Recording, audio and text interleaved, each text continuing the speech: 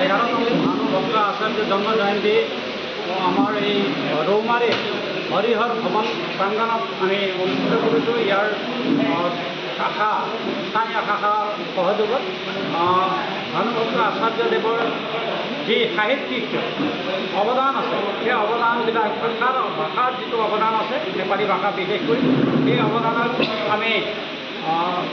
চিৰধাৰ্য কৰি তেখেতৰ গুণ গৰিমা আমি আজি 211 বছৰ তেখেতৰ জন্ম জয়ন্তীত পালন কৰিছোঁ। আৰু তেখেতৰ এই গুণ গৰিমা আজি আমাৰ এই অনুষ্ঠানৰ যোগেদি আমাৰ এই অঞ্চলৰ মানুহে যাতে সেই কথাখিনি জানক, তেখেতৰ নাম সদায় অটুট ৰাখক, সদায় মনত আমাৰ গোৰ্খা সম্প্ৰদায় নহয়, অন্যান্য সম্প্ৰদায়ে এই বিষয়ে জানক, এই আমাৰ এক কাৰ্যসূচী লৈ আজি আমি ইয়াত অনুষ্ঠিত কৰিছোঁ। গতিকে ভৱিষ্যতৰ দিনত যাতে আমাৰ সকলো মানুহে এই ভানুভক্তৰ বিষয়ে জানিবলৈ পায়, তেখেতৰ হৈ অনুপ্ৰাণিত হওক, এয়ে আমি কামনা কৰিছোঁ। এই একেই কাৰ্যসূচীতে আমি কৃতি শিক্ষাৰ্থীক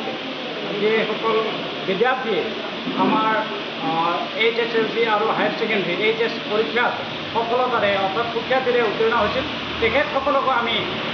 এইটো উদগনি জনাবৰ কাৰণে, আমি উৎসাহিত জনাবৰ কাৰণে ইয়াত আজি তেখেতসকলক আমি সম্বৰ্ধনা জ্ঞাপন কৰিছোঁ। সেই সম্বৰ্ধনা কাৰ্যসূচী ৰাখিছোঁ যাতে অনাগত দিনত আমাৰ আহি থকা অন্যান্য ছাত্ৰ ছাত্ৰীসকলেও যাতে তেখেতসকলৰ প্ৰতিভা যাতে দেখাবলৈ সক্ষম হয়, সেইকাৰণে আমি এই কাৰ্যসূচী এই অনুষ্ঠানৰ যোগেদি ৰূপায়ণ কৰিছোঁ। তেখেতৰ আজি যিটো জন্ম জয়ন্তী 211তম এই জন্ম জয়ন্তী আজি আপোনালোকসকলে এই ৰৌমাৰীতে নহয়,